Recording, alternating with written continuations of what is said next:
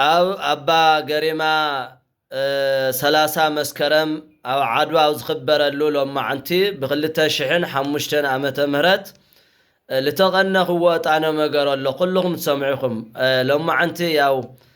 سلك بمدوال كني لما هارو زنور كوايي 3 عمت أو تقدام ندابا قريما قدام بقنية ممهرنت تغميت أسلا زنوركو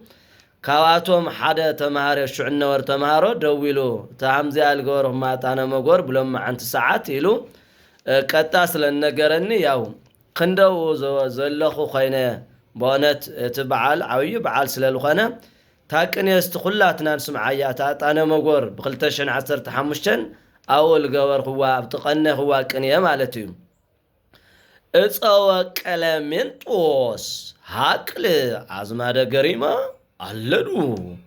እፀወ ቀለምንጦስ ሐቅል አዝማደ ገሪማ አለዱ ደብረ መንክራት ይህንጹ ለፈድፈዱ አብያተ መንክራተ ወለ ገሪማ አዝማዱ እንዘ ይሰብሩ እብነ በመዝረብ አምላክ መረዱ አይባነ በከዊነ ላይል ሀበታህት ሰደዱ ዝብነሩ አሰረ ንጉስ ደግሞ በዘመኑ ነወሩ ቀጳጳስ አባ አቡነ ሰላማ ስለዝነበሩ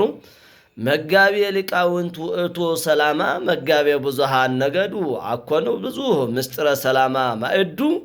ወሃበ ሰላማ ሰታንቃዱ ደብረ መንክራት ህፃን ዘጻድቃን ወለዱ ይባረካ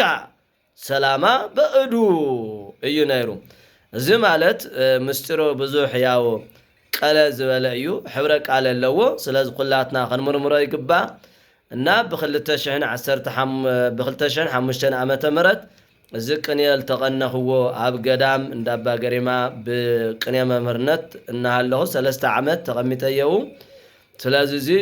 ሎምውን ልበያው ይነይሩ ነገርና እግዚአብሔር ፍቃድ ኮይኑ